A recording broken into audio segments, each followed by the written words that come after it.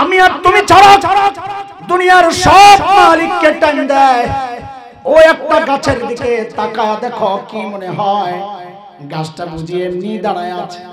না না না, ওই গাছটাও দাঁড়ায়া দাঁড়ায়া মালিকের তাসবিহ পড়ে। যে কুকুরটাকে নিকৃষ্ট প্রাণী মনে করে দাঁড়ায়া দেয়, ওই কুকুরটাও রুকুর হালতে মালিকের তাসবিহ পড়ে। যে পোকামাকড় গুলোরে পায়ে দলে তুমি মেরে ফেলো, ওই পোকামাকড় গুলো সেজদার হালতে মালিকের তাসবিহ পড়ে। আহারে পড়ি না কেবল আমি আর তুমি, আমাদের হাতে তো সময় নাই, ব্যস্ত মানুষ। একদিন সময় আসবে, সেদিন করার থাকবে না কিচ্ছু, আফসোস করে করে শুধু কানবো আর বলবো ইয়া লাইতানি কদ্দামতু লিহায়াতি। সময় মতো যদি একটু পুঁজি বানাই আসতাম।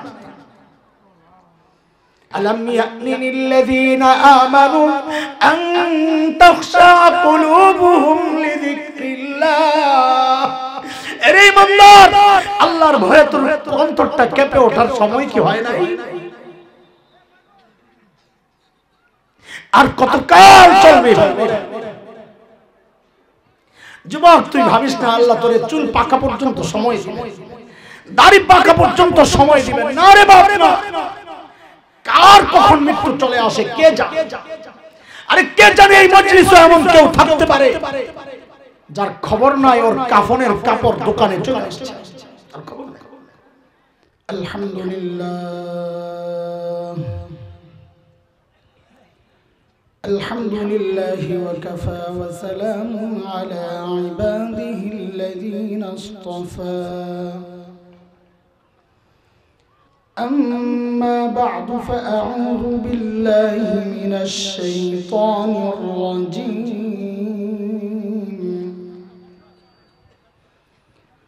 بسم الله الرحمن الرحيم.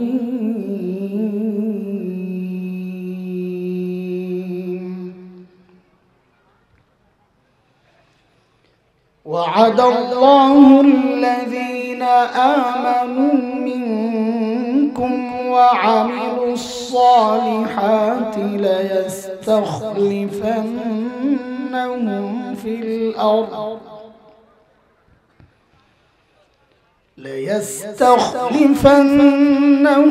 في الأرض كما استخلف الذين من قبلهم وليمكنن لهم دينهم الذي ارتضى لهم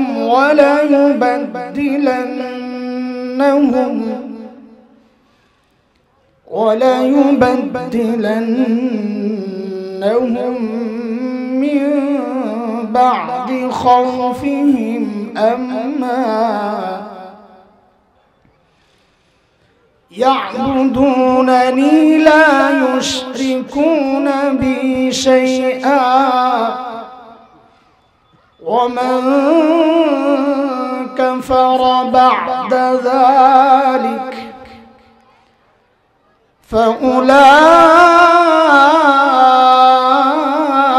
فأولئك هم الفاسقون.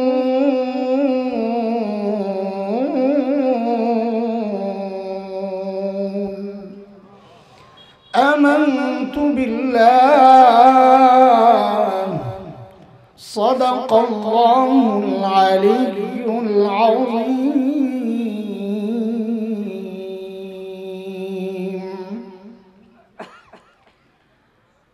টেকনাফ আল আমিন ফাউন্ডেশন কর্তৃক আয়োজিত 2 দিন ব্যাপী বার্ষিক ওয়াজ মাহফিলের আজকের প্রথম দিবসের এই মুহূর্তের সম্মানিত সভাপতি, উপস্থিত হযরত উলামায়ে কেরাম, মুরব্বিয়ান আযম, দূর দূরান্ত থেকে আগত ইসলাম প্রিয় সুধী সমাজ, প্রিয় ছাত্র ভাইয়েরা, যুবক বন্ধুরা, পর্দার আড়ালের মা ও বোন, আল্লাহ সুবহানাহু ওয়া তাআলার অশেষ মেহেরবানি যে মহান মালিক লাখো কোটি মানুষ থেকে বাছাই করে দিন এই মজলিসে আমাকে আপনাকে আসার বসার কিছু কথা বলার ও শোনার তৌফিক দান করেছেন। সেজন্য মহান রবের শুকরিয়া আদায় করি, জবান খুলে প্রাণ খুলে কালিমাতুশ শুকর উচ্চারণ করি, আলহামদুলিল্লাহ। লম্বা সময় আপনারা আমাদের প্রিয় ভাই মাওলানা আব্দুল্লাহ আল মারুফ হাফিজাহুল্লাহ ওয়া রাআহ আপনাদের আঞ্চলিক ভাষায় তিনি যে প্রাঞ্জল আলোচনা করেছেন সেই কথাগুলো শুনেছেন আপনারা মনোযোগ দিয়ে। আমার পরে আবার আসছেন কিংবদন্তি তুল্য মুফাসসির মুনাজিরে জামান, আমাদের সকলের মুরব্বী আল্লামা নুরুল ইসলাম অলিপুরি হাফিজাহুল্লাহ ওয়া রাআহ।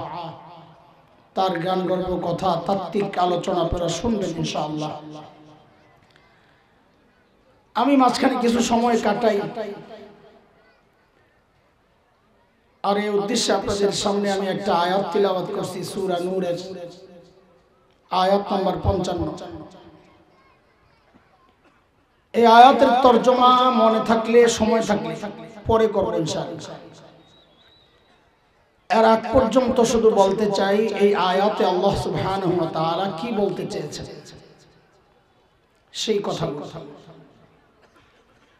মুহতারাম হাজরিন,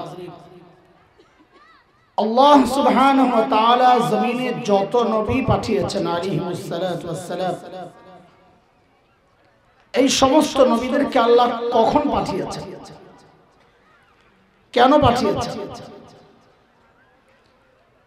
আল্লাহ তাআলা যখন দেখেছেন তার বান্দা ধ্বংসের খাদে পড়ে গেছে, ওই বিপন্ন বিপদগ্রস্ত মানুষগুলোকে ওই ধ্বংসের খাদ থেকে উদ্ধারের জন্য, ওই অসুস্থ মানুষগুলোকে সুস্থ করার জন্য, ওই জাহান্নামের রাস্তায় দৌড়াতে থাকা মানুষগুলোকে জান্নাতের রাস্তায় উঠায়া দেওয়ার জন্য আল্লাহ সুবহানাহু ওয়া তাআলা যুগে যুগে হযরত আম্বিয়া আলাইহিস সালামদেরকে দুনিয়ায় পাঠিয়েছেন। যেমন হযরত মূসা আলাইহিস সালামকে আল্লাহ দুনিয়ায় কখন পাঠিয়েছেন? আল্লাহ তাআলা যখন দেখেছেন ফিরআউন এবং তার বংশের লোকেরা বনি ইসরাইলের উপর এমন কোন নির্যাতন ছিল না যা চালাচ্ছিল, নিঃশেষ হয় প্রায় বনি ইসরাইল। নির্যাতনের কিছু ধরন কোরআন আল কারীমের মধ্যে আসছে হযরত মূসার বক্তব্য থেকে। যেমন সূরা ইব্রাহিমের মধ্যে একটা কথা আসছে, নির্যাতনের ধরন বোঝা যায় ওখান থেকে। আল্লাহ তাআলা বলেন, وَإِذْ قَالَ مُوسَى لِقَوْمِهِ اذْكُرُوا نِعْمَةَ اللَّهِ عَلَيْكُمْ إِذْ أَنْجَاكُمْ مِنْ آلِ فِرْعَوْنَ يَسُومُونَكُمْ سُوءَ الْعَذَابِ وَيُذَبِّحُونَ أَبْنَاءَكُمْ وَيَسْتَحْيُونَ نِسَاءَكُمْ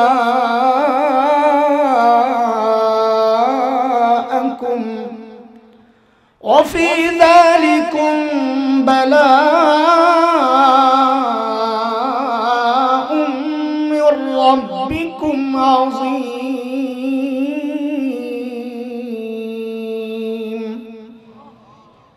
এই আয়াতের মধ্যে আল্লাহ তাআলা বনি ইসরাইলের উপর নির্যাতনের কিছু ধরন দেখাচ্ছেন। ইয়াসুমুনাকুম সুআল আযাব, এমন কোন কঠিন শাস্তি ছিল না বড়দেরকে ফেরাউন দিত। আগুনের মধ্যে ফেলাইয়া দিত, চামড়া ছিলে ছিলে হত্যা করত তাকে রব না মানলে। ছোট্ট বাচ্চা মেয়ে ইয়াস্তাহিউনা নিসাআকুম, হযরত মূসা বলেন তোমাদের মেয়েদেরকে তারা বাঁচিয়ে রাখত। মুফাসসিররা বলেন বাঁচিয়ে রাখার উদ্দেশ্য হচ্ছে ভবিষ্যতে যেন ভোগ করা যায় আর কাম করানো যায়। ইউযাব্বিহুনা আবনাআকুম, ফিরআউন তার ক্ষমতা হারানোর ভয়ে সদ্যজাত ছোট্ট ছোট্ট শিশু ছেলেদেরকে জবেহ করে ফেলে। কারণ গণকেরা স্বপ্নের ব্যাখ্যা দিয়েছে একটা ছেলে আসবে বনি ইসরাইল থেকে যে আপনার ক্ষমতা শেষ হওয়ার কারণ হবে। তো ফেরাউন ক্ষমতা হারানোর ভয়ে এই ছোট্ট শিশুকে জবেহ করে। একটু বুঝে শুনে আমাকে জবাব দেন আপনারা, এই ছোট্ট শিশু যে এখনো বসতে পারে না, উপর হতে পারে, নিজে খেতে পারে না, শক্ত খাবার চলে না, আরে নিজের হাগুমুতুও করতে পারে না, এই ছোট্ট বাচ্চা ফেরাউনের মতো এমন ক্ষমতাধর ব্যক্তিকে ক্ষমতা থেকে নামানোর শক্তি রাখে? বলেন। তাইলে ফেরাউন এই ছোট্ট বাচ্চাকে এত ভয় পায় কেন? এটার কারণ হচ্ছে আল্লাহ সুবহানাহু ওয়া তাআলার দুনিয়া পরিচালনার একটা সিস্টেম। এটা কেউ যখন হক হয়, সে যত দুর্বল হোক না কেন, না হোক আল্লাহ দ্রোহী শক্তি যত শক্তিশালী হোক না কেন, আল্লাহ ওই দুর্বল হকের ভয় ওই শক্তিশালী না হকের কলিজায় ঢুকায়। এর জ্বলন্ত নমুনা হচ্ছে এই বাংলাদেশের সবচেয়ে নিরীহ প্রাণী হযরতুল উলামায়ে কেরাম। আল্লামা বাবুনগরী রাহিমাহুল্লাহ মানুষটা দাঁড়াতে পারতেন না, পাও কাজ করে।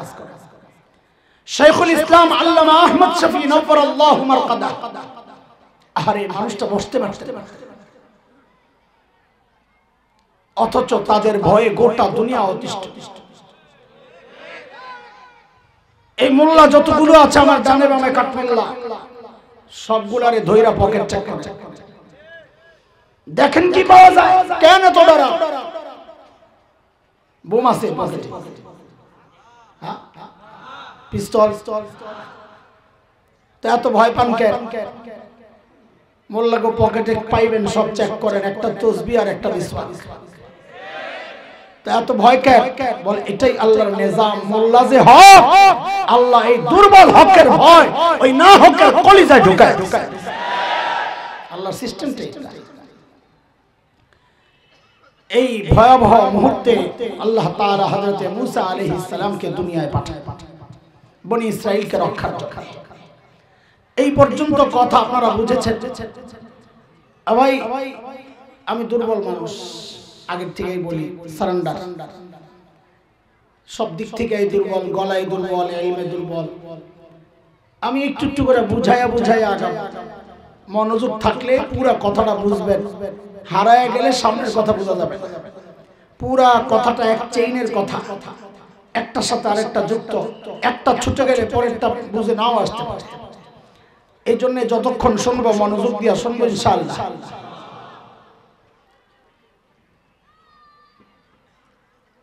আমাকে দুইটা জবাব দেন আপনারা। সর্বশ্রেষ্ঠ রাসূলকে বলে। মনে মনে ভাবছেন এরা বুঝে একটা জিজ্ঞেস করার জিনিস, আপনাদেরকে আমার সাথে যুক্ত করার জন্য। বাদাম পার্টি যারা আছেন, বাদাম পার্টি, আল্লাহর রাস্তে বাদাম পকেটে লোক, এটা একটা ক্লাসের মতো। আপনি বইবে বাদাম খাইবেন আর আমার ঠেকা পড়ছে, আমি বইবে আপনারা বুঝাবো। এতটা অসহায় হয় নাই। বাদাম খাইতে হইলে বাইরে যা খান, এটা কোরআনের দর্শের আদবের খেলা ভাই, এটা আদবের খেলা। কি একটা মানে অবস্থা, এটা কোনো কথা? কোরআনের দর্শে আছেন না? ফাইযা কুরিআল কুরআন ফাসতামিউ লাহু ওয়া আনসিতু ওয়া বাদাম টিপু। মনোযোগ দিয়া শোনো, চুপ থাকো আর বাদাম চাও। বাদাম না থাকলে ফান চাও, তাই না? আয়াতটা আপনার একটু বাড়াইয়া লইছে। বাদাম পকেটে লোক, আবার কেউ খাইতে দেখলে বাদাম জব্দ করা হবে, আমি বাদ দিয়ে যাব। আল্লাহ যারা যারা বাদাম খাবে সব পেট নষ্ট করে আসবে। তারা যারা খাস না জোরে আমিন কও। এইবার তুই খা যা, যেই আমিন হচ্ছে, একটা আমিন যদি কবুল হয় তো সারা জিন্দেগি তার পেট ভালো হবে। আর আমি তো মুসাফির, আমার দোয়া লেগে গেলে কেউ যেতে পারে। নবী আলাইহিস সালাম তো বলছেন মুসাফিরের দোয়া কবুল হয়। এবার বাদাম খা ভালো লাগাই দিছি ঝামেলা। বলেন শ্রেষ্ঠ রাসূল কে? হ্যাঁ, জবাব তো ঠিক আছে। শ্রেষ্ঠ রাসূলকে রাসূল পায়া মনে হয় আপনারা খুশি না? তো খুশিটা তো প্রকাশ পাইল না, এটা তো গর্বের সাথে বলা দরকার। তো কিভাবে বলবেন আমি বলি শেখায় দিই।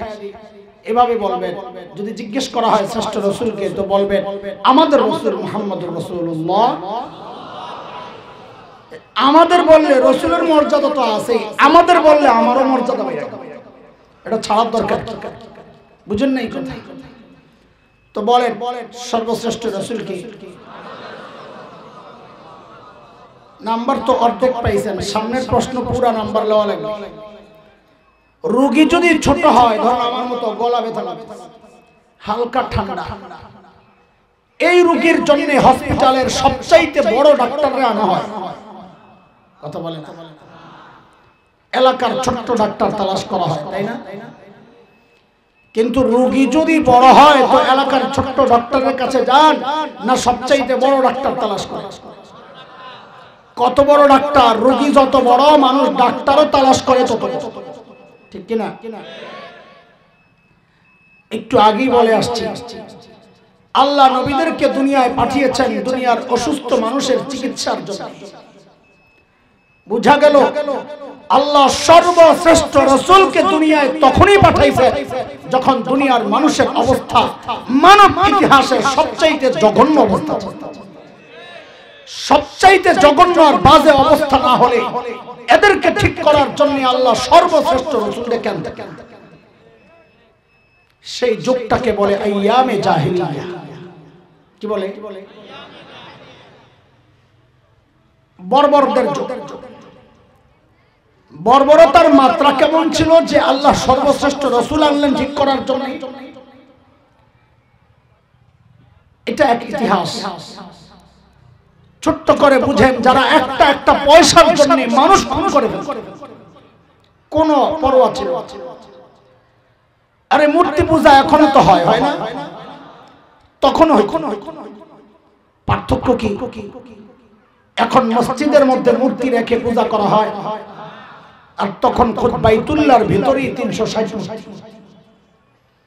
ঘরের মধ্যে আলাদা মূর্তি, সফরে যাওয়ার সময় পকেটে করে আলাদা মূর্তি নিয়ে নেয়। কেন? রাস্তায় আবার পূজা করার জন্য যদি খোদা খুঁজা না পাওয়া যায়। আরেক মুসিবত, রাস্তায় সুন্দর একটা পাথর দেখছে তো পকেটের মূর্তি ফালাইয়া দিয়া ওই পাথরের পূজা করা শুরু করছে। বর্বরতার মাত্রা দেখাচ্ছে। জন্ম নিয়ন্ত্রণ এখনো তো হয় না? হয় না? তখনও পার্থক্য কি? এখন জন্ম নিয়ন্ত্রণ হয়, পেটের মধ্যে বাচ্চা নষ্ট করা হয় অথবা আসতে দেওয়া হয়, আর তখন জন্ম নিয়ন্ত্রণ হতো বাচ্চা হওয়ার পর দেখতো ছেলে নামে। যদি দেখছে ছেলে তো রেখে, আর যদি দেখলো মেয়ে, এটা বাবার জন্য ছিল সামাজিক কলঙ্ক যে আমি মেয়ের বাবা। ওই কলঙ্ক থেকে বাঁচার জন্য বাবা নিজ হাতে নিজের কলিজার টুকরা মেয়েকে জীবন্ত দাফন করে। বর্বরতার মাত্রা। মানুষগুলো এতটা খারাপ কেন হয়েছে? কোন কারণ? আমাদের দারুল উলুম দেওবন্দের প্রায় 50 বছরের মুহতামিম প্রিন্সিপাল হাকিমুল ইসলাম কারি তৈয়ব রহমাতুল্লাহি আলাইহি বলেন, এই মাত্রায় বর্বরতায় পৌঁছানোর মূল কারণ দুইটা। কয়টা? এক নাম্বার জাহালাত, অজ্ঞতা, মূর্খতা, লেখাপড়া নাই, এই জন্য মানুষগুলো এতটা খারাপ হয়ে গেছে। দুই নাম্বার চারিত্রিক অধঃপতন। লেখাপড়া থাকলেও যদি চরিত্র ঠিক না থাকে তাও মানুষ অপরাধ করে। যেমন ধরেন একজন ইঞ্জিনিয়ার, সে মূর্খ না শিক্ষিত? বলেন। অথচ জাতি দেখেছে চরিত্র নষ্টের কারণে সরকারি কাজ নিয়ে ওই ইঞ্জিনিয়ার রডের বদলে বাঁশ ঢুকায়। একজন ডাক্তার শিক্ষিত না মূর্খ? চরিত্র নষ্টের কারণে ওই সাবরিনাদের মতো ডাক্তাররা করোনার টিকা না দিয়ে সার্টিফিকেট বিক্রি করে দিচ্ছে।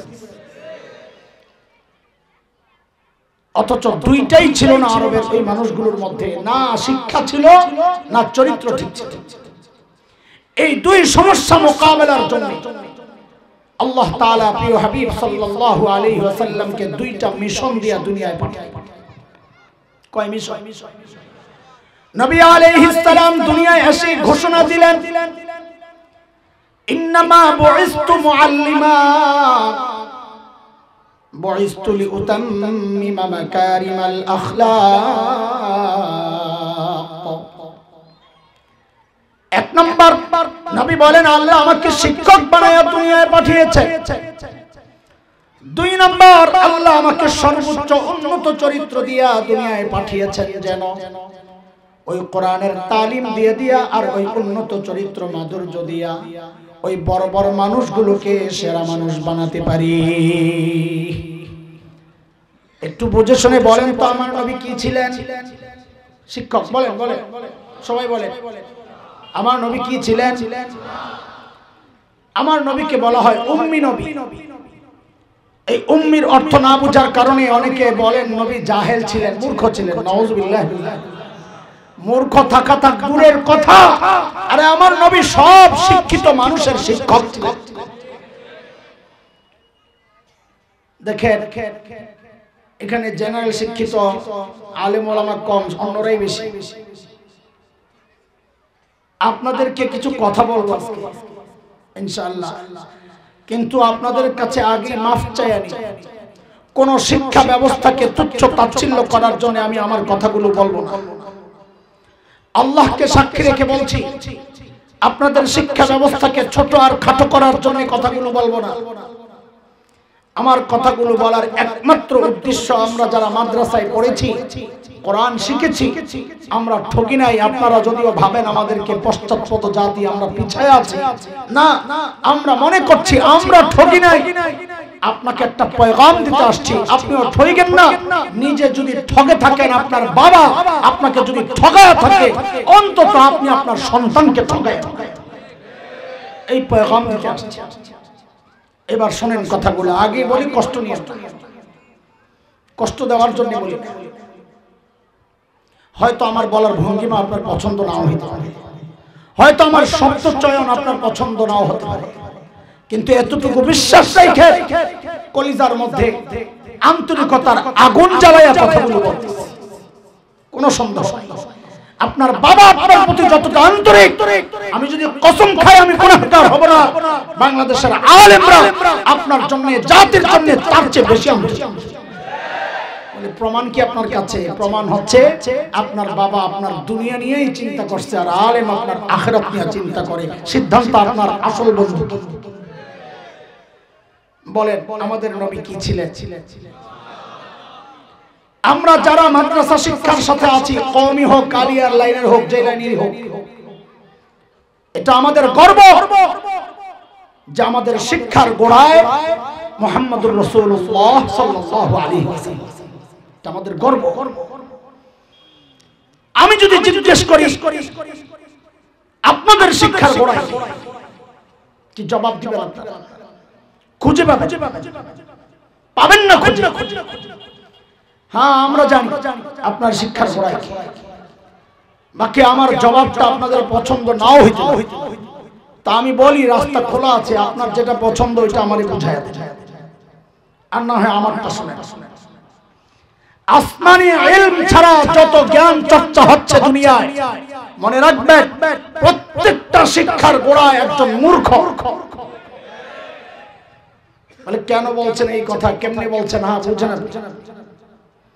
ধরেন মানব ইতিহাসের সর্বপ্রথম যিনি মেট্রিক পাস, সর্বপ্রথম তো বুঝেন যার আগে আর কেউ মেট্রিক পাস করে নাই, সর্বপ্রথম যার আগে কেউ নাই। এবার একটু বুঝে শুনে জবাব দেন তো, এই মেট্রিক পাস শিক্ষকের, এই ছাত্রের শিক্ষক কোন পাস? 9 পাস। সাবাস, শিক্ষক তো মেট্রিক পাস হবে না, ছাত্রই তো সর্বপ্রথম মেট্রিক পাস। তাহলে পাইলাম শিক্ষক সর্বপ্রথম 9 পাস। আচ্ছা এই 9 পাস শিক্ষকের শিক্ষক কোন পাস? এই তো লাইনে পড়ে গেছেন কথা। এবার আমি খালি জিজ্ঞেস করবো, আপনারা খালি আমার প্রশ্নের সাথে সর্বপ্রথম লাগাইয়া পুরাটা প্রশ্নের জবাব দিয়ে, এই 8 পাস শিক্ষকের শিক্ষক কোন পাস? 7। আচ্ছা, 7 এর শিক্ষক, 6 এর শিক্ষক, 5 এর শিক্ষক, 4 এর শিক্ষক, 3 এর শিক্ষক, 2 এর শিক্ষক, 1 এর শিক্ষক। আপনারা 0 বলছেন, আমি জাহেল আর মূর্খ বলছি, একই কথা। আর আমাদের শিক্ষার গোড়ায় মুহাম্মদুর রাসূলুল্লাহ সাল্লাল্লাহু আলাইহি ওয়াসাল্লাম। বলে এটা কিভাবে বলছেন? হ্যাঁ, এটাও বুঝে, একটা অক্ষর না বুঝে আগাবেন না। কেউ না বুঝলে দাঁড়ায় যাবেন, আমি বুঝি নাই, আমি আবার বলবো, কোনো অসুবিধা নেই। আমি বুখারী শরীফ পড়েছি, আলহামদুলিল্লাহ। এখানে পড়নেওয়ালা অনেক আছেন, পড়নেওয়ালাও থাকতে পারেন, আমি সবাইকে চিনি না, আফওয়ান। প্রথম হাদিস, ইন্নামাল আমালু বিন্নিয়াত। এই হাদিস তো আমি ঢাকার ফরিদাবাদ মাদ্রাসায় পড়েছি। আমার উস্তাদ মুহতারাম শাইখুল হাদিস আল্লামা আব্দুল হাফিজ রাহমাতুল্লাহি আলাইহি, এই হাদিস আমি দেওবন্দে পড়েছি। আমার উস্তাদ ফদিলাতুল শেখ আল্লামা নাসির খান রাহমাতুল্লাহি আলাইহি। আমার এই দুই উস্তাদের উস্তাদ, মানে আমার দাদা উস্তাদ শাইখুল আরব ওয়াল আজব হযরত হুসাইন আহমদ মাদানী নওয়ারাল্লাহু মাকদাহ। তার উস্তাদ ছিলেন শাইখুল হিন্দ মাহমুদ হাসান দেওবন্দি রাহমাতুল্লাহি আলাইহি।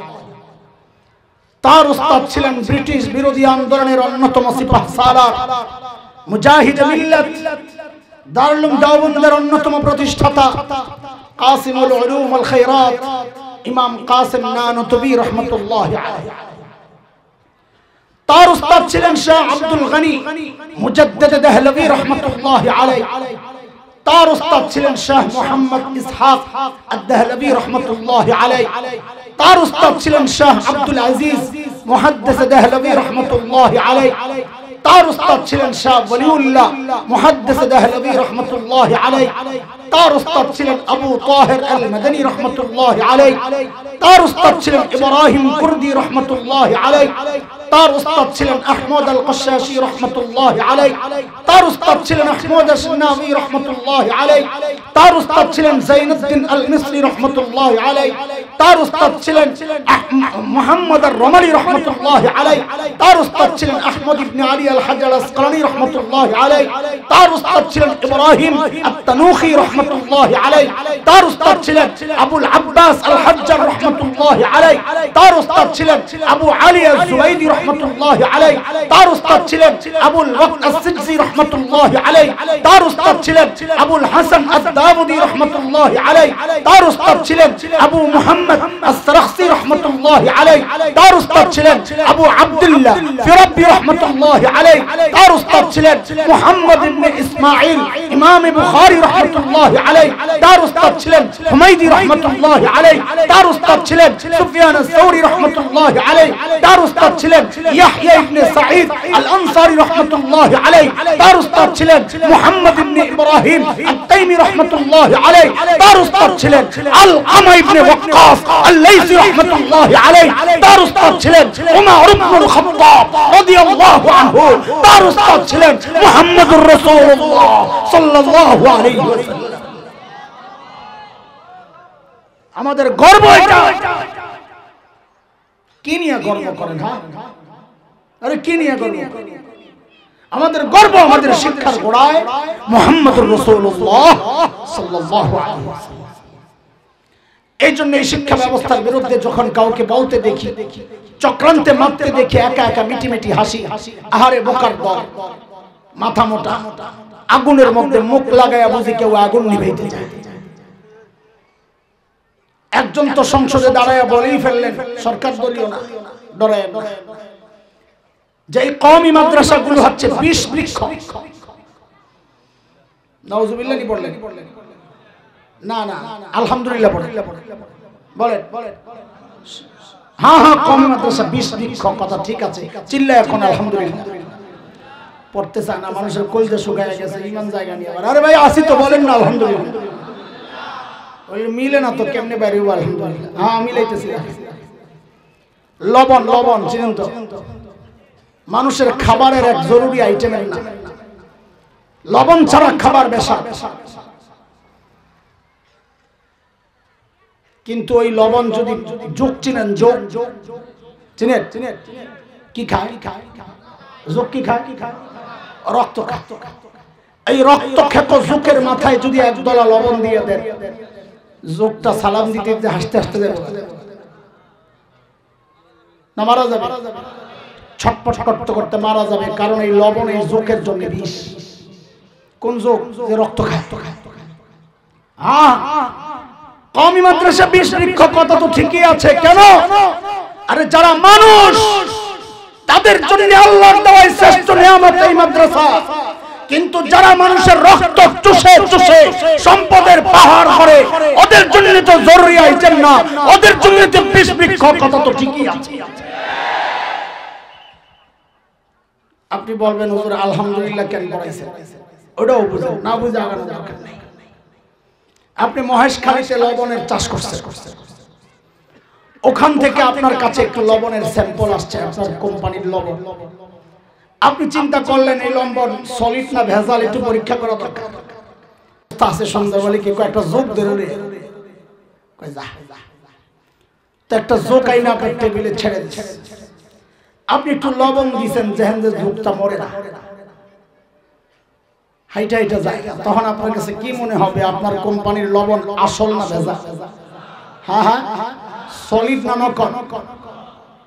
কিন্তু লবণ দেওয়ার সাথে সাথেই যদি দেখেন যোগটা ছটফট করতে করতে মারা গেছে, তখন কি বুঝবেন লবণটা আসল না ভেজাল, সলিড না নকল? তখন কি পড়বেন? নাউজুবিল্লাহ না আলহামদুলিল্লাহ? তো ওই আলহামদুলিল্লাহ তো বের করতে চাইতেছি, করতে বলতে তো রাজি না। যেহেতু ওই রক্ত খেকোদের গায়ে এই মাদ্রাসা জ্বলন তৈরি করছে, তো বোঝা গেল আমাদের খেদমতগুলো ঠিকঠাক মতোই চলছে, আমরা ভেজাল জিনিস সাপ্লাই দিচ্ছি না, আমরা আসলটাই সাপ্লাই দিচ্ছি। তখন কি বড় দরকার না আরেকবার নাউজুবিল্লাহ পড়ে কয়বার নাউজুবিল্লাহ? কি বড় দরকার দোস্ত? বলে এইভাবে বলছেন কেন? কারণ এটা আমার অস্তিত্বের প্রশ্ন। আমাদের ডালা কাটবা আমরা সহ্য করব, আমাদের পাতা ছিঁড়বা সহ্য করব, কিন্তু আমাদের গোড়ায় আঘাত করলে সহ্য করার সুযোগ নাই। এটা আমার অস্তিত্বের প্রশ্ন, এটা স্বাধীনতার সার্বভৌমত্বের প্রশ্ন, এটা আমার ঈমান আকীদার প্রশ্ন। কারণ এই মাদ্রাসাগুলো না থাকলে স্বাধীনতা থাকবে না, এই মাদ্রাসা না থাকলে ঈমান আকীদা থাকবে না। এই জন্য মাদ্রাসাগুলো রক্ষার জন্য আমার দেহ থেকে কল্লা আলাদা হতে পারে, বিবি বিধবা হতে পারে, সন্তান এতিম হতে পারে, কসম আল্লাহ মাদ্রাসা আক্রান্ত হলে তোদের কোনো রক্ষা নাই, রক্ষা নাই, রক্ষা নাই।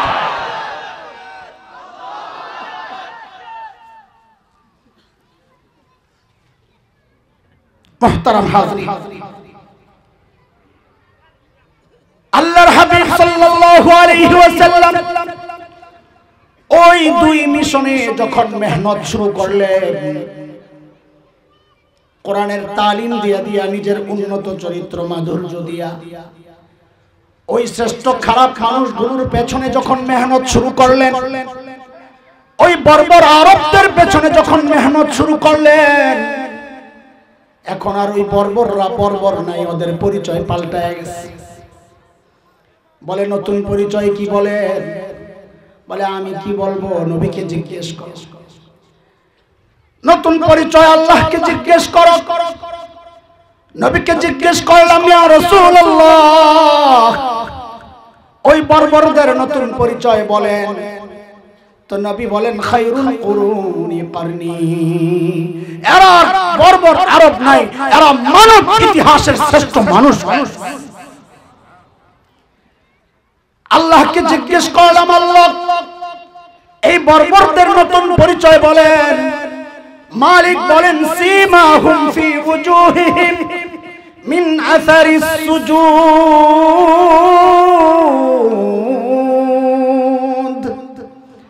ওদের চেহারার মধ্যে সেজদার চিহ্ন দেখবা। বলে সেজদার চিহ্ন তো বাহির দিয়া, তার মানে বাহিরে ফিটফাট, ভেতরে আবার সদরঘাট কিনা? আল্লাহ বলেন না না, আমার নবীর সাহাবীরা বাহিরেও এক নাম্বার, ভেতরেও এক নাম্বার। কারণ আমি ওদের ভেতরটাও পরীক্ষা করেছি, ওদের কলবের পরীক্ষা নিয়েছি, ওই পরীক্ষায় ওরা পাস। মালিক বলেন উলাইকাল্লাযীনা ইমতাহানাল্লাহু কুলুবাহুম লিত্তাকওয়া লাহুম মাগফিরাতুন ওয়া আজরুন আযীম।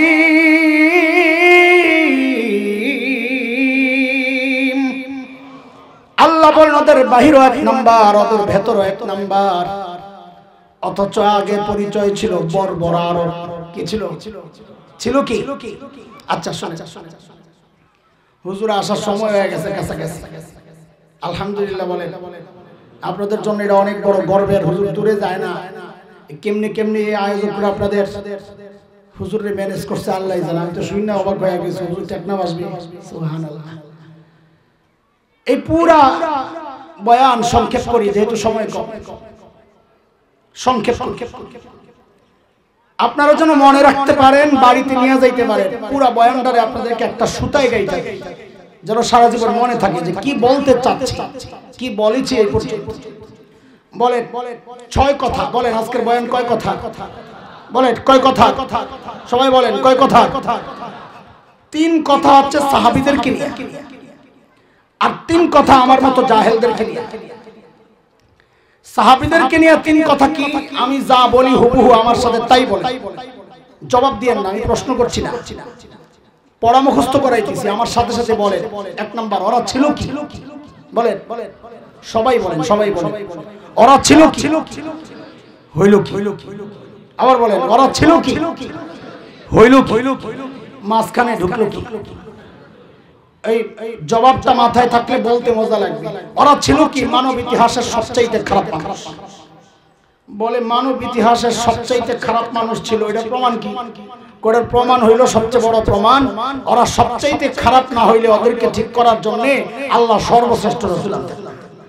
এটাই রোগী বড়, ডাক্তার ডাক্তার বড়, বোঝা গেল রোগীও বড়।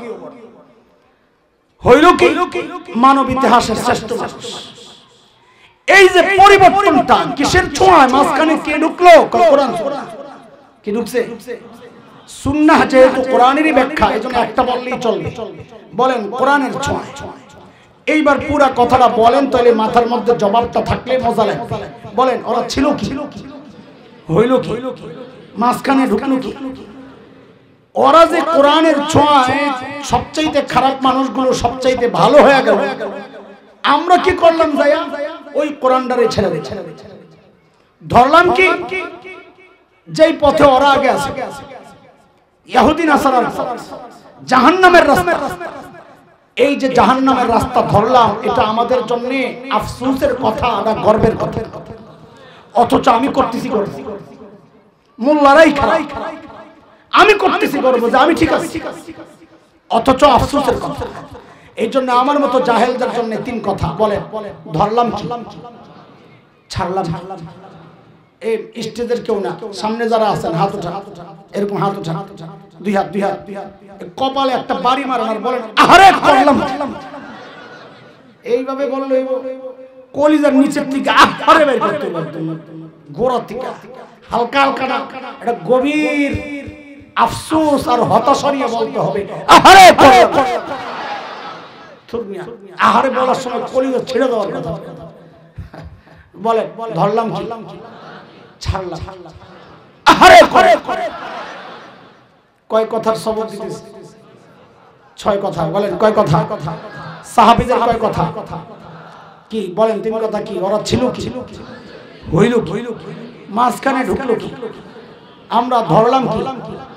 ছাড়লাম। আহারে করে এই যে 3 কথা, 3 কথা, এই 3 কথার এক উদাহরণ, এই 3 কথার এক উদাহরণ দিলে আমার বয়ান শেষ। হুজুর আস্তে আস্তে উদাহরণ চলতে থাকে যে যেই সাহাবীরা মানব ইতিহাসের সবচাইতে খারাপ মানুষ ছিল, যাদের চরিত্রের মধ্যে একটা পাওয়া যায় একটা পয়সার জন্য যারা মানুষ খুন করে ফেলতো, আহা সেই মানুষগুলো কোরআনের ছোঁয়া পাইয়া এখন কি হয়ে গেছে? একজন সাহাবীর উদাহরণ দিচ্ছি। আল্লাহর নবীর এক শ্রেষ্ঠ সাহাবীর নাম হযরত সাঈদ ইবনে আমির আল-জুমাহি রাদিয়াল্লাহু আনহু। ইসলাম কবুল করতেন হিজরতের অনেক পরে, কিন্তু দেরিতে হলেও পাক্কা হয়েছে, মুসলমান বড় পাক্কা। হযরত ওমর রাদিয়াল্লাহু আনহু যখন খলিফা, জোর করে ধরে সুফি সাহেব জোর করে ধরে সিরিয়ার এক শহর হিমসের গভর্নর বানায় পাঠায়। দোস্ত একটু বুঝেন, আজকের দুনিয়ায় Bangkok, Singapore, Thailand, Dubai, Abu Dhabi এগুলো যেমন গোটা দুনিয়ার জন্য বাণিজ্যিক শহর, ওই সময় গোটা দুনিয়ার বাণিজ্যিক শহর ছিল সিরিয়া। কোনটা? সেই সিরিয়ার শহর হিমস। একটু বুঝে শুনে বলেন তো, হিমসের গভর্নর ধনী হওয়ার কথা না গরিব হওয়ার কথা? কত ধনী, ছোট মোটো না অনেক বড়? একটু শুনেন কেমন ধনী ছিলেন নবীর সাহাবী, কি ছিল, কি হয়ে গেল মানুষ। এক পয়সার জন্য যারা মানুষ খুন করত, এখন ওরা পয়সা দেখলে কি করে দেখে। হযরত ওমরের কাছে আসছে সিরিয়া থেকে, হিমস থেকে একদল মানুষ দেখা করতে। হযরত ওমর তাদেরকে বললেন, হিমসের গরিবদের একটা লিস্ট দাও, আমি বাইতুল মাল থেকে ওদের জন্য কিছু বরাদ্দ দিয়ে দিব। হিমসের লোকেরা সুযোগ পায় লিস্ট একটা করছে, সাইয়েদনা ওমরের কাছে পেশ করছে, ফুকারা ও হিমস, আমাদের গরিবদের লিস্ট। আল্লাহু আকবার। দোস্ত খেয়াল করেন মানুষগুলো ছিল কি, হইল কি। হযরত ওমর লিস্টের দিকে নজর বুলে অবাক হয়ে গেছেন। দেখেন কি, ওই লিস্টের শুরুর দিকেই হিমসের গভর্নর সাঈদ ইবনে আমির আল-জুমাহি। সাইয়েদনা ওমর জানতে চাইলেন, আমি এরকম ফকির, এরকম হয় কি ব্যাপার, তুমি গভর্নরও কি গরিব নাকি? হিমসের লোকেরা জবাব দেন, বালা আমিরুনা আফকারুনা, আমাদের গভর্নর শুধু গরিব না, হিমসের মধ্যে সবচাইতে গরিব। হযরত ওমর তো এত খুশি হইছেন, এত খুশি, খুশিতে হযরত ওমর 1000 স্বর্ণ মুদ্রা, কোটি টাকার উপরে প্যাকেট করে দূত মারফত পাঠায়া দিয়েছেন, যাও আমার সাঈদকে আমার পক্ষ থেকে এটা হাদিয়া দিয়ে আসো। দূত যখন সাঈদের কাছে হাদিয়া পেশ করছেন, হযরত সাঈদের কাছে আল্লাহর নবীর সাহাবী প্যাকেট খুইলা যখন বুঝছেন এই বিশাল অঙ্কের হাদিয়া তার জন্য, কি করছেন এটা আগে মাথায় রাখেন। ছিল কি, এক পয়সার জন্য যারা মানুষ খুন করত, মনে আছে তো? এই 1000 স্বর্ণ মুদ্রা বিশাল অঙ্কের হাদিয়া পাইয়া তিনি কি করলেন, সাথে সাথে প্যাকেটটারে ছুঁড়ে মেরে চিৎকার দিয়ে বলে উঠলেন, ইন্না লিল্লাহি ওয়া ইন্না ইলাইহি রাজিউন। এ বন্ধুরা, হাদিয়া পাইলে ইন্না লিল্লাহ পড়ার কথা না আলহামদুলিল্লাহ? আমি তো আলহামদুলিল্লাহ পড়তাম, আপনারা কি বলেন? বলেন কি পড়তে? আল্লাহর নবীর সাহাবী কি পড়তেছেন? বউ তো ভেতর থেকে ডরায় গেছে, আরে মদিনা থেকে একজন দূত আসছে, না জানি কোন দুঃসংবাদ নিয়ে আইছে, আল্লাহই জানে। যেভাবে ইন্না লিল্লাহ পড়ছে, সাথে সাথে জানতে চাইলেন, আকুতিলা ওমর ইবনুল খাত্তাব, আরে কি ব্যাপার, এইভাবে ইন্না লিল্লাহ কেন পড়লেন? হযরত ওমর কি শহীদ হয়ে গেছে? সাইয়েদনা সাঈদ জবাব দিচ্ছেন যে না না, ঘটনা তা না, তার চেয়েও মারাত্মক, তার চেয়েও। বউ তো আরো ডরে গেছে, আরে ওমরের শাহাদাতের চেয়েও মারাত্মক ঘটনা কি হতে পারে? আবার জিজ্ঞেস করলেন, আকুতিলাল মুসলিমুনা ফি মারিকা, তাহলে কি কোন যুদ্ধের মধ্যে মুসলমান ব্যাপকভাবে শহীদ হয়ে গেল? হযরত সাঈদ জবাব দিচ্ছেন যে না না, ঘটনা তা না, তার চেয়েও মারাত্মক। বউ তো আরো ডরে গেছে, আরে কই, আরে বলেন না কি সমস্যা? আল্লাহু আকবার, আল্লাহু আকবার। মানুষগুলো ছিল কি, হইল কি দেখেন দোস্ত। হযরত সাঈদ এইবার জবাব দিচ্ছেন, তার জবাবটা ইতিহাস হয়ে গেছে, সোনার অক্ষরে ইতিহাসের পাতায় লেখা হয়ে গেছে। আজকে তার থেকে আমরা নসিহত গ্রহণ করি। হযরত সাঈদ বলেন, দাখালাত আলাইয়া দুনিয়া লিতুফসিদা আখিরাতি, আরে আমার ঘরে দুনিয়া ঢুকছে আমার আখিরাতকে বরবাদ করার জন্য। মানুষগুলো ছিল কি, হইল কি দেখেন। সাথে সাথে বিবিকে বললেন, আমি চাই মদিনার দূত আমার ঘরে থাকতে থাকতে এই 1000 স্বর্ণ মুদ্রা তুমি হিমসের গরিবদের মধ্যে বিলায়া দিবা। বউ তো আর আমার আপনার বউ না, আল্লাহ মিলাইছেন সাহাবীর লগে এরকম। আমরা বলি জেসকার লগে জেসকা, الخبيثات للخبيثين والخبيثون للخبيثات الطيبات للطيبين والطيبون للطيبات أولئك مبرؤون مما يقولون لهم مغفرة ورزق كريم جسكال لوگے কথা বলে না জসকাল বল জসকাল লগে কথাটা কেমন লাগতেছে না আচ্ছা যার সাথে আল্লাহ যেমন মিলায় আর বউকে ঠিক আছে কোনো সমস্যা নেই আমি থাকতে থাকতে সব দিয়ে দিয়েছি দুটো এই সমস্ত কারবার দেখে অবাক হয়ে গেছে আরে কই আসলাম এরা মানুষ না ফেরেশতা এরা মানুষ না ফেরেশতা দ্রুত ফেরত গেছে মদিনা হযরত ওমরকে যায় পুরো ঘটনা শোনানোর পর ওমর তো এত খুশি সাথে সাথে বললেন এই কাফেলা রেডি কর আমার সাইদকে দেখতে যাও কথাটা এত বিষয়টা এত সহজ না বর্তমান দুনিয়া না এটা যে চাইলে এক দেশ থেকে আরেক দেশে যাওয়া যায় কঠিন ছিল কিন্তু ওমরের দিল এত আলোড়িত হইছে আমার সাইদকে দেখতে সাইয়েদনা ওমরের কাফেলা যখন হিমসে ঢুকে গোটা হিম যেন ভেঙে পড়ে হাজার হাজার মানুষ চারদিক থেকে ছুটে আসছে কেন আমাদের আমিরুল মুমিনিন মদিনা থেকে আসতেছে আল্লাহর নবীর শ্রেষ্ঠ সাহাবী মদিনা থেকে আসতেছেন এক নজর দেখার জন্য হাজারো মানুষের জমায়েত হযরত ওমর বসা পাশে সাঈদ ইবনে আমির হযরত ওমর চিন্তা করলেন আমি তো সাঈদকে ভালোই জানি কিন্তু জনগণ কি বলে একটু পরীক্ষা কইরা দেখি জনগণ ভালো বলে কিনা হাজারো মানুষকে ডাক দিয়ে জিজ্ঞেস করলেন এই হিমসের মানুষ তোমাদের গভর্নরের বিরুদ্ধে কারো কোনো অভিযোগ আছে না থাকলে বলো এটা শুধু ইসলামী শাসন ব্যবস্থাতেই সম্ভব দুনিয়ায় কোথাও নেতার বিরুদ্ধে এইভাবে প্রকাশ্যে জিজ্ঞেস করা যায় না কোথাও না জিজ্ঞেস করলে পাবলিক বলবে আছে অভিযোগ কিন্তু দাঁড়াবো না এখন দাঁড়াইলে সকালে আবার শুয়ে পড়া লাগবে এটা পাকিস্তানি কোন জায়গায় পাকিস্তান না না বাংলাদেশ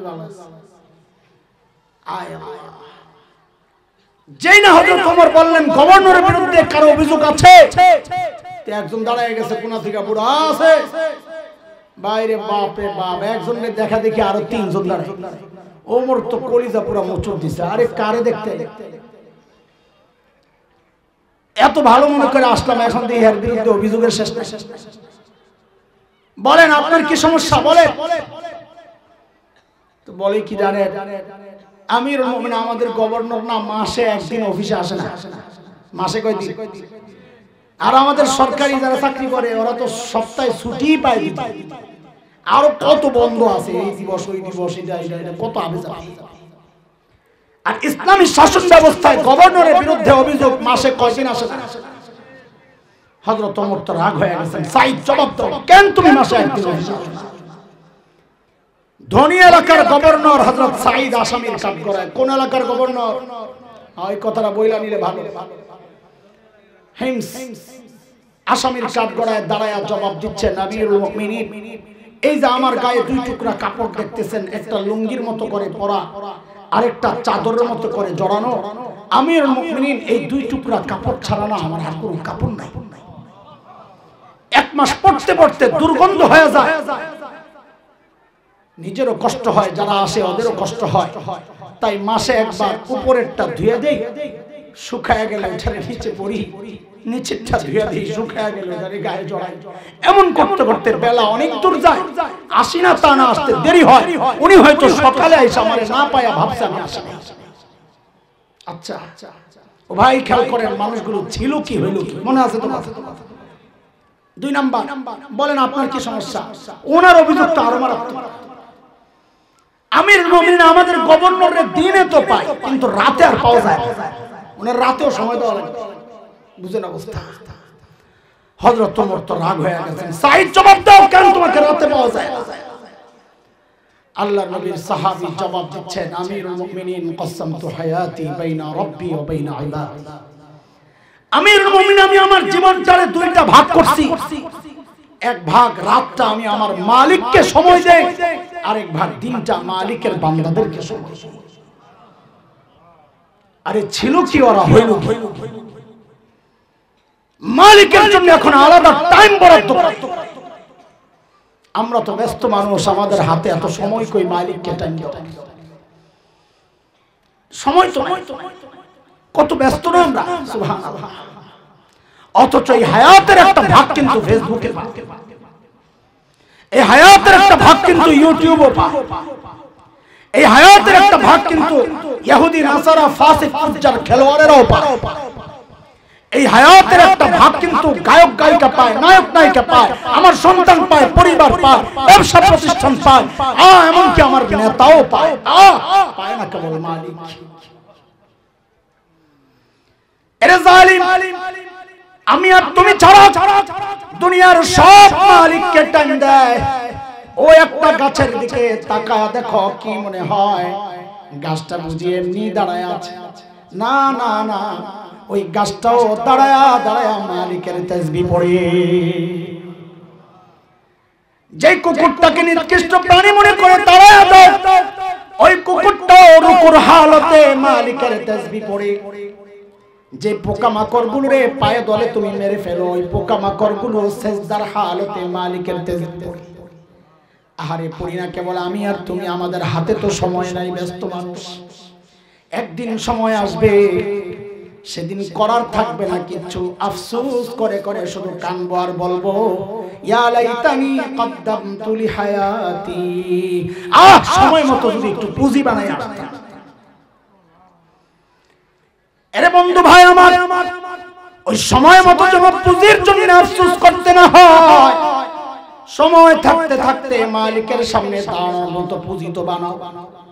ও যুবক, পুঁজি বানাও, পুঁজি। বাবা পুঁজি বানান, পুঁজি। মালিকের সামনে কি নিয়ে দাঁড়াবেন বাবা? পুঁজির একটা ছোট্ট কথা বলি, হুজুরের হয়তো কাছাকাছি চলে আসছেন কিনা আল্লাহ জানে, আমি আগাইতে ডরাইতেছি। পুঁজির একটা ছোট্ট কথা শোনা, খুব মনোযোগ, খুব মনোযোগ যুবক, খুব মনোযোগ দিয়ে শোন। তোদের জন্যই বলা কথা। আমার মাদ্রাসার এক শিক্ষক এই সাম্প্রতিককালে আমারে তার মোবাইলে একটা ভিডিও দেখাইতেছেন। ভাই বসেন, একটা ভিডিও দেখেন। কোন এক আরব দেশ, কোন দেশ আমি জানি না, কোন এক আরব দেশের এক টেলিভিশনের একটা প্রোগ্রাম, একটা সাক্ষাৎকার অনুষ্ঠান। তো একজন উপস্থাপক যিনি প্রোগ্রাম পরিচালনা করেন, তিনি সাক্ষাৎকার নিচ্ছেন একটা ছোট্ট বাচ্চা, বয়স বড় জোর 13-14 হবে। খেয়াল করে, বাচ্চাটা অন্ধ, অন্ধ মাকফুফুল আইন, একদম চোখ লেফটানো অন্ধ, এরকম বন্ধ। তো সঞ্চালক বাচ্চাটাকে জিজ্ঞেস করতেছে, আচ্ছা তোমার যে দুইটা চোখ নাই, তুমি কি আল্লাহর কাছে এই নিয়ামতগুলো ফেরত চাও, যা আমাকে এই নিয়ামত ফেরত দেন? তো বাচ্চাটা ভাবলেশীন জবাব দিয়ে দিল যে না, এই নিয়ামত আমি ফেরত চাই না, আমি এই নিয়ামত ফেরত চাই না। আমি তো অবাক হয়ে গেছি, খিদে বোকা নাকি, বলে কি নিয়ামত ফেরত চাই না? কেমন কথা, এটা কেমন কথা? তো আমার চেয়ে বেশি অবাক হয়েছে যিনি তার সামনাসামনি বসা উপস্থাপক। তিনি অবাক হয়ে জিজ্ঞেস করলেন, লিমা, আরে এই নিয়ামত ফেরত চাও না, এটা কেমন কথা? কেন ফেরত চাও? আরে বাচ্চাটার জবাব শুনে বুঝছি বোকা তো না, বোকা তো না। আল্লাহকে সাক্ষী রেখে বলছি, বাচ্চাটার জবাবটা শুনে আমি সাথে সাথে কান্না করেছি, কান্না চলে আসছে। ওই যে সামনে বসা যে উপস্থাপক, তিনিও দেখছি কান্না করা শুরু করছেন। তার কান্না দেখে আমি আরো বেসানো, টয়লেটে ঢুকে গেছি ভিতরে, দরজা লাগায় ভিতরে দাঁড়ায় দাঁড়ায় অনেকক্ষণ কাঁদছি। আরে ছোট্ট বাচ্চার কি পবিত্র চিন্তা, আল্লাহু আকবার। আরে বলল কি, ওকে যখন জিজ্ঞেস করা হলো, এই তুমি কি তোমার এই নিয়ামত আল্লাহর কাছে ফেরত চাও? তো বলে কি জানে, না চাই না। কেন চাও না? বলে হাসরের মাঠে ও কি পুঁজি বানাইছে যুবক, দেখো কি পুঁজি বানাইছে দেখো। বলে হাসরের মাঠে যখন বিচার শুরু হয়ে যাবে, যখন আমার সিরিয়াল আসবে, আমাকে যখন আমার মালিকের সামনে বসতে হবে তখন যেন আমি আমার মালিকের সামনে বৈশা নত জানু হইয়া এই কথাটা বলতে পারি, ও আমার মালিক, ও আমার মালিক, দুনিয়ায় তো তুমি আমার এই নিয়ামতটা দাও নাই, ওগো মালিক ওই উসিলায় আজকে আমার আযাবটা একটু কমায়া দেওয়া যায় না। এই জন্য আমি আল্লাহর কাছে চাই, পুঁজি বানাইছি। তুই তো ভোগও করছস, এখন আযাবটা একটু বাড়ায়া দিস, আমি কি যাব? তোর তুই আদের নিয়ামত দিছিলাম, তুই ভোগও করছস, এখন আযাবটা একটু বাড়ায়া দিস, তো আমি কি যাব? এর যুবক তুমি কি জবাব দিবা?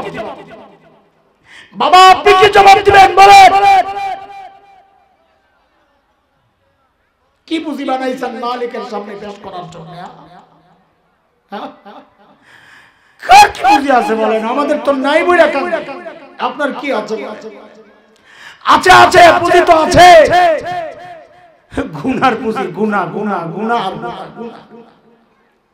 চুল পাইকা সাদা হয়ে গেছে এখনো গুনাহ চাচ্ছে, দাড়ি পাইকা সাদা হয়ে গেছে এখনো গুনাহ চাচ্ছে। তুই ছাড়বেন কবে? মালিক যেন আমাকে আপনাকে ডেকে ডেকে বলছেন, আলাম ইয়ানিল্লাযীনা আমানু আন তাখশা কুলুবুহুম লিযিকরিল্লাহ। আরে ইমানদার, আল্লাহর ভয়ে তোর অন্তরটা কেঁপে ওঠার সময় কি হয় নাই? আর কতকাল চলবে? যুবক তুই ভাবিস না আল্লাহ তোরে চুল পাকা পর্যন্ত সময় দিবে, দাড়ি পাকা পর্যন্ত সময় দিবে না রে বাপ না। কার কখন মৃত্যু চলে আসে কে জানে? আরে কে জানে এই মজলিসে এমন কেউ থাকতে পারে যার খবর নাই ওর কাফনের কাপড় দোকানে চলে আসছে, তার খবর নাই। কোন ভরসায় ভাবে চলছে? এই জন্য বলি রে দোস্ত, পুঁজি বানাও, পুঁজি বানাও। হযরত সাঈদ ইবনে আমির আল জুমাহির ঘটনা অনেক লম্বা, আমার কথা শেষ করছি। মনে আছে সাহাবায়ে কেরামের কথা, তিন কথা। এদিকে তাকান, এদিকে তাকান, এদিকে তাকান, হুজুর আসলে দেখবেন, এদিকে তাকান, তাকাই তো তাকান, তাকান, আমি চুপ করে থাকি, হুজুর আসলে তাকান, যদি তাকা থাকে, তাকা থাকে, সব তাকাই থাকে।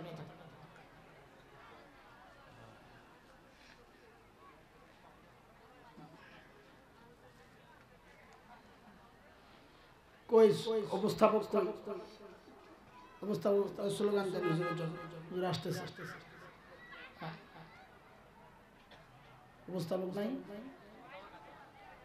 অবস্থাপক স্লোগান লাগা, চুপচাপ বসে না থেকে স্লোগান দেন, হুজুর আসতেছে। প্রথম আসছে আপনার নারে তাকবীর, নারে তাকবীর, আল কোরআনের আলো, আল কোরআনের আলো। প্রধান মেহমানের আগমন, আলামিন ফাউন্ডেশনের পক্ষ থেকে লাল গোলাপি শুভেচ্ছা। আবারও তাকায় রয়েছেন, স্লোগান দিতেছে, সাথে স্লোগান দিবেন খুশি, এটা হুজুর আসতেছে আপনাদের এলাকায়। কি এক অবস্থা, দৃশ্য দেখার জন্য অস্থির। স্লোগানটাও তো ঠিক মতন দিলেন না। আচ্ছা যাই হোক, যা করছে, হুজুর আসলে অমনোযোগী থাকেন না। হুজুরের কথা কিন্তু মনোযোগ দিয়ে না বুঝলে মজা লাগবে, কারণ আপনাকে ওই কান খুশি করার মতো কথা হুজুর বলবেন না। হুজুর আপনার দিল আর দিমাগ পরিষ্কারের জন্য তাত্ত্বিক আলোচনা করবেন। এগুলা মনোযোগ না থাকলে এগুলা বোঝা কঠিন হয়ে যাবে।